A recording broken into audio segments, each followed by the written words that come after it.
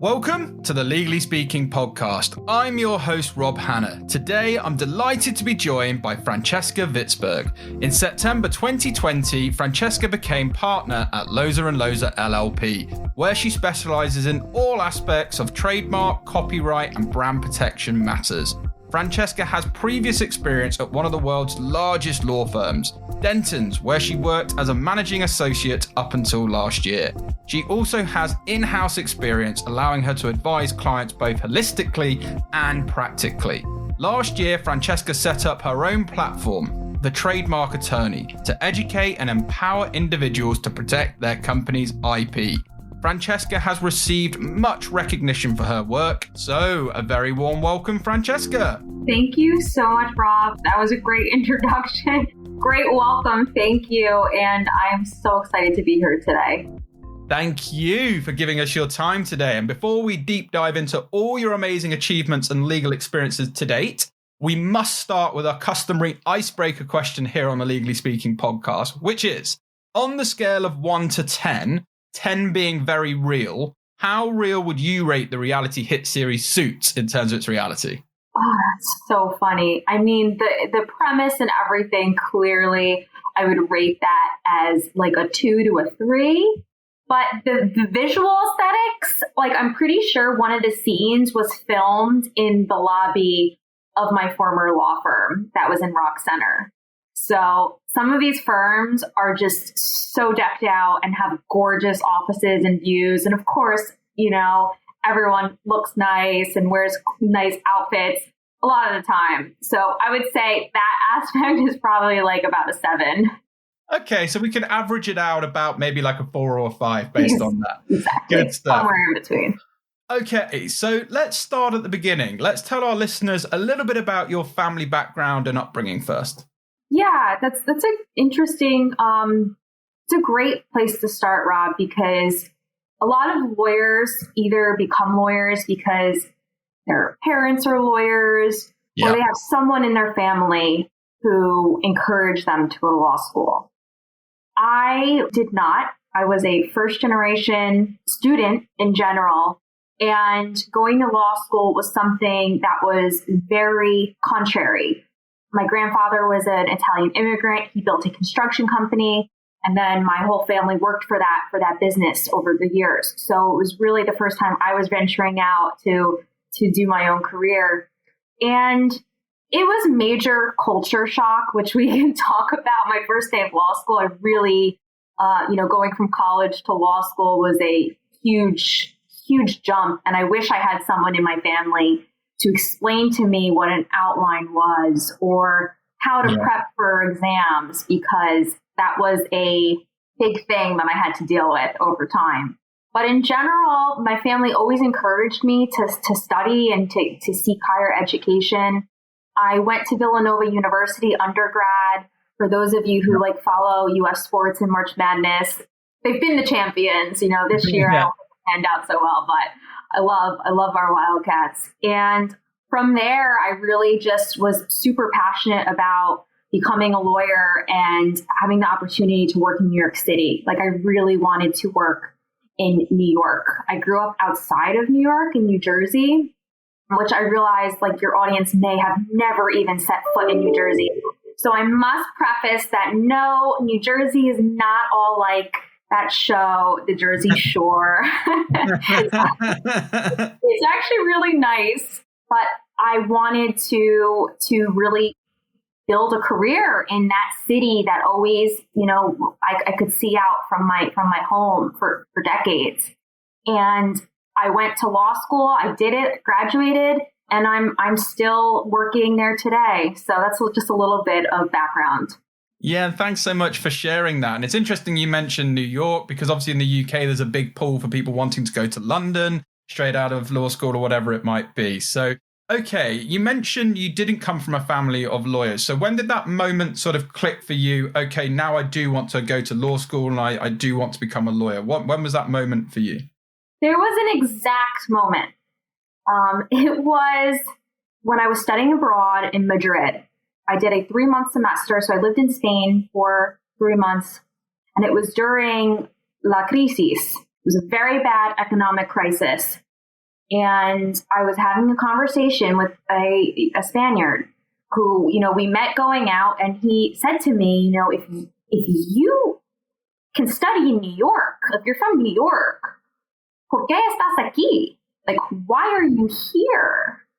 Yeah. And it just clicked for me because, I got that travel bug and I love Europe, but I realized like I have this incredible opportunity to go and to study in one of the epicenters of the world. And because for a moment I thought maybe doing public interest work, like non-legally, maybe spending a year just traveling again in Europe because I fell in love with it. But I realized that I had this super unique opportunity to be a lawyer, establish myself, make money, and save so that I can travel in the future. And before COVID, my husband and I, we made it a mission to go back at least once a year to Spain because we both love the city. So hopefully now, once things get better, we'll be back there. Yeah, I'm a massive fan of Spain, tapas, the whole lot. So we're going to have to do a trip together, right? I'm gate crashing. Definitely, we'll meet you there. Okay, so fast forward a little bit. You now, present day, you're currently a partner at Loza & Loza. So can you tell us a bit more about what your role as a partner entails? Yeah, I think it's worth mentioning the difference between going from an associate to partner, because that for me was the hardest transition. And I'm very close to a lot of my colleagues who are either, whether it's in-house, like they're a lawyer for a company and they're trying to get from that, mid to senior level role to the next level. And that I've realized across whatever legal job is very challenging. It's not just, are you performing? Are you checking? Are you hitting each milestone? There's politics involved. There are maybe people above you that there's just no room for you. And maybe the people who are pulling for you or have to pull for you, maybe they don't want to because they're threatened. It's a lot. And I'm just speaking generally. I'm sure everyone has had these types of experiences. For me personally, I made a decision to not stay in big law and try to ride that out to become partner. I thought that was my original plan. Like if you were to tell me a year ago, I had my partnership meeting like planned out.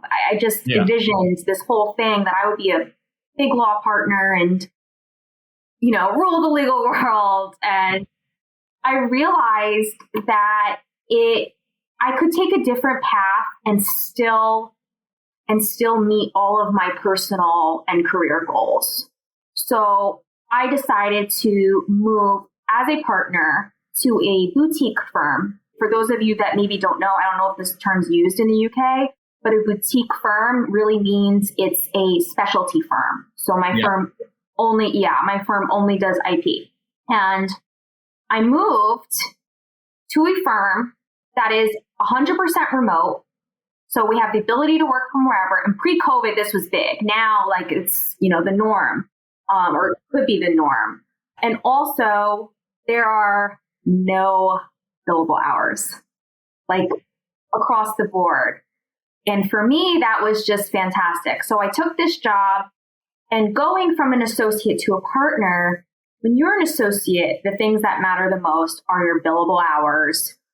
At a certain level, it's whether you're bringing in business, but really, when it comes down to it, all the firms really, most important factor and measure is whether you are hitting your billables. And, I try to explain this to non-lawyers just because, you have to average maybe 8 billable hours a day. That doesn't equate 8 hours of work. You could take an hour lunch, or you could take, you could be working on a project that isn't billable. So you have to make up that 8 hours some way. It could take you days to actually hit those hours. So it's really, it's exhausting and it's a lot. And it's one of the things that I think the legal industry is going to see a lot of disruption on. I'm convinced. I know I talk about Alex Sue about this topic. But so I would say being an associate, it's really focused on your output and those billable hours. And then as a partner, it depends on the model, but a lot of firms, you only make whatever you work on or whatever you bring in. Yeah. And that was huge. I came to a firm as a partner with 0 clients, and I had to build it from scratch. And I've been able to do that since September using, our networking and Clubhouse, and just the power of social media has been unreal. And it's a skill that I love. I know a lot of lawyers may not love it as much, but my mission is to try to get all lawyers, no matter if they're not comfortable with video or audio, to start using social in whatever communication way that works for them. Yeah, and we're definitely going to deep dive more into some of your social media for sure, because I think you're doing a fantastic job of that and a great role model for other lawyers to follow. But in terms of Loza and Loza, you made the move and you became a partner there in the middle of a pandemic. So, how have you found the process handling cases remotely? Because I'm sure when you first thought about that type of role, you'd be going out, meeting clients, et cetera, et cetera. So just give us a sort of insight into all of that. Yeah, I made a pivot, Rob. I pivoted. I didn't even overthink it. I just did it. Like most of us, right? I mean, law schools, colleges, they had to pivot overnight. These are institutions that may have never used webinars. I mean, I remember I asked my law school to record a class because I was going to a funeral, and they were like, "Oh, we can't do that." Okay. Well, now you have no choice. They didn't have the time to interview companies to do the software. They just had to do it. And similarly, like us all, you either freaked out and you did nothing, or you did something and you flourished and you took it as a silver lining. And I really did that. I applied, I found the firm. I had a great conversation with the woman who runs it over Peloton, and I can get into that story later. I put Peloton on my resume, and she pulled it out of like 100 resumes, and then she hired me. But I knew, and I told her, I said, look, I'm coming here with no clients, but I'm the head of my law school's fashion law committee. I am super active in the community. I have a great network of friends and colleagues in the industry. Like, just give me a shot, and I will promise you, I will show you that I can bring in work. Yeah. Like, okay, I'm sold. There we go. And that's what I did. I started on Instagram, right? Because personally, I just thought, where am I spending all of my time? Where am I spending all of my time? And it's on Instagram. So I created that account as my foundation, and it's led to so much, Rob. So let's break that down then, because I think that's a really important, valuable thing for a new partner, sort of, being creative, forward thinking, right? Saying, right, I need to switch to digital. I need to go to socials. So you set up September last year, the trademark attorney. So when was that moment you decided to do that? And then, just tell us more about the platform and some of your successes. Sure. I decided to do that very early on because I needed to establish myself. And I realized I was going after a different client now. Yeah. I went from only working for Fortune 500 companies, top businesses, institutional corporations, right? So a lot of people in my network were, general counsels or in-house lawyers. And that was my funnel. That was my funnel for a while, thinking like, okay, my friends are clearly they're going to hire me when they're up for promotions. That was just always my thinking. And now I was like, yes, of course I want them to hire me, but I have so much flexibility when it comes to pricing and fixed fees that I actually saw a different end consumer, a different client. I realized that there's so many entrepreneurs and online businesses that have either been doing this for years and excelling, or they've started it during COVID. So I wanted to go somewhere where I thought my client was. And that wasn't just, and that's all to say that wasn't just LinkedIn primarily anymore, because my institutional clients were mostly on that. So I created a new platform on Instagram to get attention. From that has led to me making actual friends connections with people like you, Rob, Yep. Alex, a lot of people in Tally, Lawyer Britt, and through that network, that's gotten the promotion, the recognition, the connections. The second part, and notice, I start with that. I start with the relationships, and everyone should, because that's what's important. You can't just go and start with end clients. I need to get clients. If you're thinking that way, it's a finite lack mentality. Like, you have to think, how do I build relationships? How do I meet people? My goal is just to get in front of people and show them what I'm about and what I represent. And either they like me and you want to be on my team and I will reciprocate, or if you don't, then that's fine. I'll move on. And then helping my contacts be better and making them better. And how can I help them as a resource? The second group is that client end base. And that's kind of the twofold people, I would say, that I've been able to meet through building this Instagram platform. Yeah, and I think you're doing a fantastic job. And it's interesting that you said the word attention there. You're trying to get attention, because I do think that is so important. And, when I speak to my mentors, and a lot of people say, when you start a business or you do something, what's the most important thing? And most people say, well, cash flow or, profit or whatever. But in the modern world, it's visibility, right? It's getting that attention. It's being visible. It's being top of mind. It's forming those relationships. And then over time, if you're relationship minded rather than just deal focused on, I need to get a client now, I need to do a spot deal, you will do well because you're pouring tons of value into the community. And on the topic of value, one thing that you do through your platform is you offer free, short, 15, 20-minute consultations. Considering many lawyers shy away from giving free advice, what was your motivation for doing that? I think it's twofold again. I would say, one, it's to educate and empower, because now I do have a voice. I'm not at a bigger firm, so I'm allowed to really just kind of take the wheel and do whatever I want, pretty much within confines of what Tina Loza thinks. But she's awesome and super encouraging. So one, it's really to educate and empower, because it bothers me that there are so many business coaches and experts and everyone on Clubhouse talking about how to build a brand, how to grow your brand.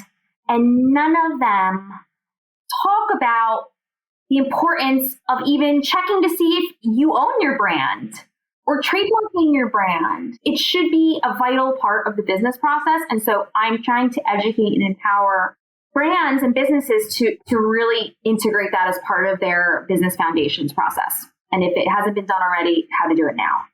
So it's the empowerment and the education. And then also, yes, of course. But again, that second part, which I'm about to say, is the client building. That comes second. Yeah. Because I've been able to get in front of so many I work for two of the top online coaches right now that, Rob, you probably know. You probably see them all over Clubhouse. But because of my speaking engagements and me just talking and giving free advice, they're like, oh my gosh, I want to work with her. She's awesome and she understands what she's talking about. And I just trust her because now I know who she is. And I feel like lawyers are missing that. They're just waiting for the phone to ring and they think that their bio on their website speaks. It doesn't speak. You need to show people, get on lives, do podcasts. People need to build an actual relationship and trust in you before they can ever hire you. I think it's like a statistic, like it takes 8 points of contact for someone to actually execute and either hire you or make a sale. So same thing applies, same rules apply on the digital platforms. Yeah, and I just love what you're doing. And I think, the thing you kind of touched on there, which creates that trust is consistency, right? Is continually showing up and being visible, but visible with the right form of content, and you're developing your IP niche, and it's just great to see. So we've talked a little bit about Clubhouse because you have been active on the likes of TikTok and Clubhouse, which is great. So can you tell our listeners the type of things you tend to talk about in a bit more detail, and any sort of natural questions you get all the time that is like, you know what, I just want to sort of say, these are the types of things I get, and this is what I usually say? I am on Clubhouse to either I do my own rooms I used to do them more frequently. I need to again. I need to get back into it. I've just been busy, but it's important to always keep up with it. Like you said, be consistent. I at least do 1 or 2 a week now. But when I do my rooms, I talk about just trademarks 101. What's a trademark? What's the difference between trademarks and copyrights? When should I file? What's the filing process? I give very high level information, educational information. I know you probably have a lot of lawyers listening to this too. It's tricky because, there's ethics rules, at least in the United States, and you really need to be careful about not creating a client-attorney relationship. So I'm very careful. At the beginning of each, I intro that this is not legal advice and that if they want to have a free private call with me, they can click on the link in my bio on Instagram.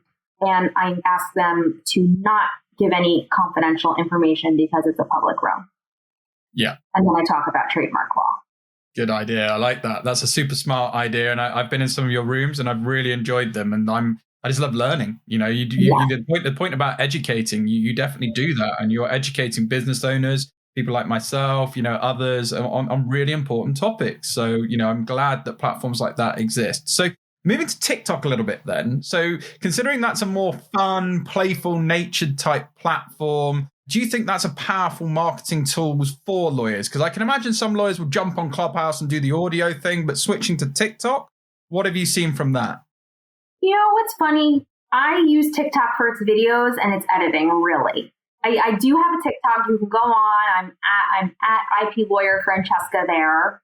But I only have like 400 followers. I'm not like trying to go viral. And my purpose is really, I make the videos on TikTok because I love TikTok. And I think like the trends and everything are just super fun. And if you really think of creative ways to apply the trend, like that's the secret to anyone who wants to get started is just scroll, find some funny videos that are trending that you like, hit like, and then, think about it. Think about it in the shower while you're making your coffee. Like, how can I apply that to my industry or my job?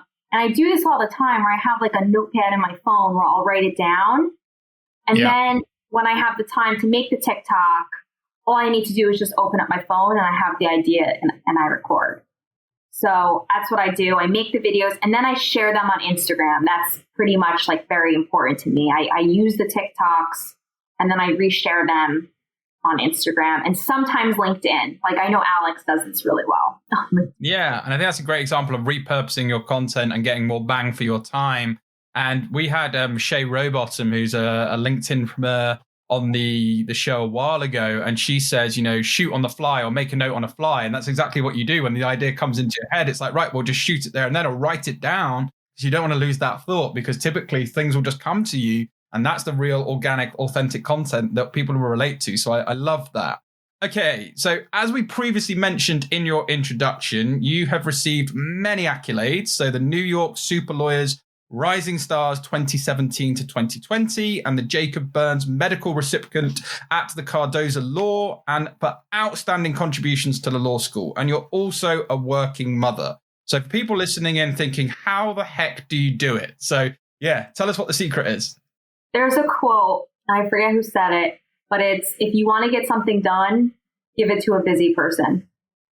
Busy people know time management, know how to prioritize things. And I realized, like when I heard that quote the other day, I was like, that's me. Like I flourish when I'm busy. And then when I'm not busy, things like go on and I'll just be like, ooh, like shiny ball, I should follow that. Or like I need structure in my life, my daily calendar. I have a daily routine. And that to me has driven my success since the 5th grade. I was the president of my class since 5th grade. I was president of my school. I was the president of my sorority. And then I was, sounds ridiculous. Then I was editor-in-chief of my law school. And I started thinking what was it? And I swear, Rob, it's one, my passions, but two, having really good time management has been able to allow me to prioritize school, which now I've replaced with work and everything else that is super important to me because I really was in a position where I was not doing activities, only focusing on work in 2019. And it literally almost crushed me. Yeah. And so for me, I couldn't let that, that work sector take up all of my pie. And it was getting there. So I really got out, figured out a new system that worked. And now I balance work with being a mom, all of my social media. I'm super active with my law school. I'm about to launch a course, which we'll talk about. I just feel that the ability to manage your time and say no to things is critical. Yeah, I love that. And I think just being efficient with your time is something I can really resonate with as well. So you touched on it there. So following on from that, what do you think is the biggest challenge faced by mothers working in workplace law practice? I think that the environment that you are in is number one. Like, look around you. Are you in a firm where there are no mother partners? Not just women partners. Yeah. I mean, partners who are mothers. And that in itself is telling that if you are going to thrive there or if you're not. Because if you're not in an environment where you have flexibility that allows for maybe, partial remote working, you're not going to do well as a mom and as a lawyer. You're going to have to, unfortunately, there's going to be things that are going to give. And that's just what I've realized. So you need the environment is important. And if it's not, then find an environment where you can flourish, because it will be an uphill battle. It's easier for you to change your environment and walk away than it is for you to change your environment. Well said. Yeah, I love that perspective. Okay. So you touched on it previously as well about new and exciting things coming out or things that you're doing. So your course. So tell us a bit more about what's in the pipeline and what you've got coming out. Okay. So I have been mentoring law students since I was a 2L, I guess, since I could mentor someone, right, in law school. And I've just been giving the same advice over and over and over again because it was stuff that I had to learn on my own. I didn't do well my first semester. I did okay, but I was used to getting top scores in college and high school. So the big issue for me coming in as a 1L was the lack of knowledge. I had no idea what a law school exam was or what an outline was. And if I had known that, I know that I would have done better. Luckily, I figured it out quick, and then my grades, just exponentially went up, and I graduated. With good scores. But I realized I need to put this down on paper. It's not enough anymore for me just to take 15-minute phone calls with law students. I created a course that outlines how to do well as a 1L, a 2L, a 3L, very specifically broken down. And then I supplement that with my method on success and how to learn. And that is really threefold. It's one, knowledge. So having knowledge about whatever it is that you are doing or you want to do. And then the second thing is personal branding. So I'm going to talk about personal branding, how you communicate, writing skills, everything. And the third is your mindset. And I feel like without that mindset, like on my course, I'm going to prime people on how to have that mentality of abundance and really adapting a growth mindset and understanding that failure is part of the process and just embracing failure and getting excited about failure because it means you did something new and like you survived. Yeah. So I'm putting that all into a course. It's almost done. And I'm going to launch it under what I call the Law School Mastermind Program. Very exciting. Well, I'll be looking out for that. Okay. And then I want to talk a little bit about IP because, it's a complicated area of law. So how do you kind of keep up to date? Because you've got a broad practice. You do a lot within IP. What are some of your recommends for people who might be in IP or thinking of getting into IP about how you can keep up with everything that's happening with, all things trademarks, copyrights, etc.? Yeah, you're right. And it gets overwhelming. Like there's just, UK is a common law country. So I hate case law.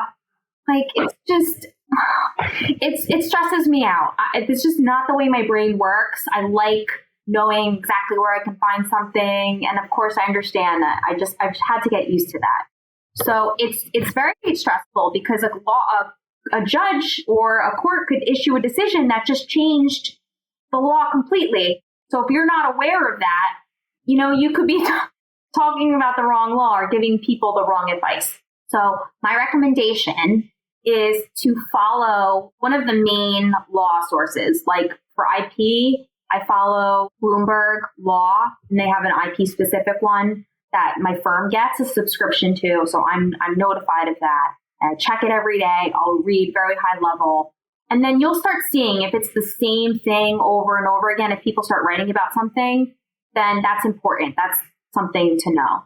And then you need to be doing your CLE courses. That's for US lawyers. Rob, I'm sure there's some equivalent where like lawyers have to do things to get credit as a lawyer every year. Yeah, no, they certainly do over here as well. Okay, and then I know you do a lot of work with helping aspiring and current sort of, junior practicing lawyers as well. What advice would you give to junior aspiring lawyers that you know now that you said you didn't know back then? What's the kind of, key piece of advice you would give them? Embrace failure. Embrace putting yourself out there. Being uncomfortable means it's working and you're growing. And I feel that most junior lawyers think this myth that they're going to graduate and they're going to get their dream jobs and they're going to be making a ton of money and they're going to be able to buy all these nice things and it's going to be beautiful. The reality is that doesn't happen all the time. And it's very rare to get your quote dream job out of law school. And even the ones that say they get their dream jobs, they may have different priorities in a couple of years that maybe it's no longer their dream job. So I tell people, junior lawyers, not to focus on that. Focus on whether you are going to learn from whatever job it is. Because law school doesn't necessarily teach us to be lawyers. I didn't learn how to draft a contract. I didn't learn how to file a complaint in law school. These are the things that you learn through your internships and your experience. So if you are applying for a job and you get an offer from a place that tells you bluntly that they are going to train you, they're going to teach you everything that they know, they're going to teach you how to run a firm, whatever it is. If they're going to teach you that, don't worry about the money. The money will come. Eventually, someone will pay you for your value, but right now, you need to learn it. Great advice. I think so many people want it now, but you got to earn it, right? So I love what you're sharing there. Okay. Earn it and learn it. Yeah, and then share it and pay it back, which is what you're doing, which is great. And you mentioned before, earlier on, there was a story about the Peloton, right? Picked out from the CV. So let's hear that quick story before then we talk about your future goals and wrap up. So tell us that story. Yeah, okay. So Peloton, I'm going to tell you the real story. Okay. Go for it. So I applied for a job at Peloton, and under my interests, I wrote Peloton, avid Peloton member, marathoner. Yeah. I didn't take it off the rest of my resumes, and I sent it out. And so I sent it to my law firm, to the woman who runs the firm, Tina Loza, read it, and she was in a group on Facebook called Peloton Law Moms. Okay. She had no idea I was a mother. My baby was like 5 or 6 months. And I was just a random piece of paper that happened to write Peloton avid member on it. Okay. And she pulled the group asking, I just saw this. This is the coolest thing I've ever seen. I've never seen this before. I feel like I have to interview this girl. Right. And then everyone wrote back, yes, absolutely. So she emails me, she asks me what my handle was, and we kind of took it from there. And, to this day, I'm going to tell her to watch this because I never admitted it, that it was a mistake. But I think it's important for 2 reasons. that mistake got me my job, right? Yeah.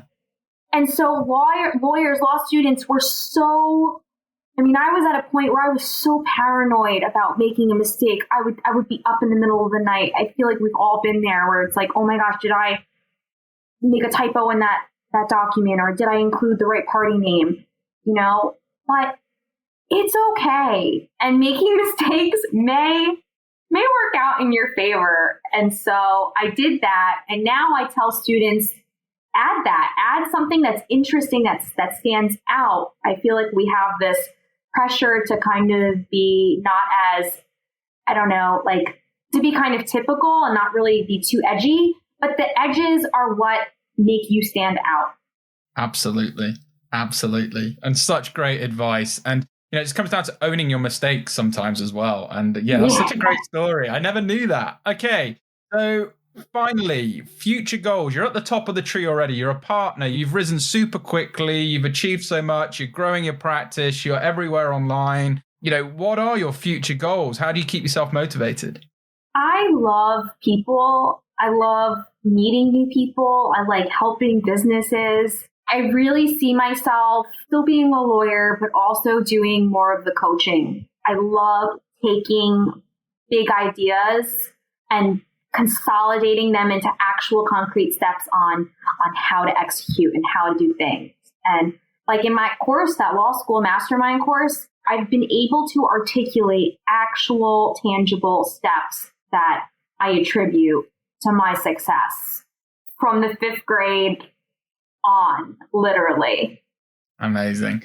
People always say to me, even from my career, some of the basics that I was taught from day one are fundamentally some of the most important things that I need still to be good at the job. So some people just think just because you've got lots and lots of experience, sometimes with more experiences, you forget some of the things. Like the basics of a lot of things are so important. So I would just like to say, if people want to follow you online or get in touch about anything we've discussed today, what's the best platform for them to do that? Feel free to shout out your web links or relevant social media handles, and we're going to share them with this episode for you. So go for it. Thank you, Rob. Best way is on Instagram. I am at the Trademark Attorney. You can DM me or click on the link in my bio and set up a 15-minute call. I would love to connect. Thanks an absolute million, Francesca. It's been a real pleasure having you on the show and learning more about your journey. It's truly inspiring. I'm sure our listeners are going to come away inspired as well. So I just want to wish you lots of continued success. But from all of us on the Legally Speaking podcast team, over and out. Thank you, Rob. This week's review comes from Andy Thompson. Andy says, really insightful. There's so much you can learn from these talks. It's the best out there. Thank you so much for this fantastic review, Andy, and for your kind words. We really appreciate those words. It means a lot to all of us who work on the show. Thank you for listening to this episode of the Legally Speaking podcast. If you enjoyed the show and want to help support us, remember to leave us a rating and review on Apple iTunes. You can also support the show and gain exclusive benefits, bonus content, and much more by signing up to our Patreon page, which is www.patreon.com/Legally Speaking podcast. Thanks for listening.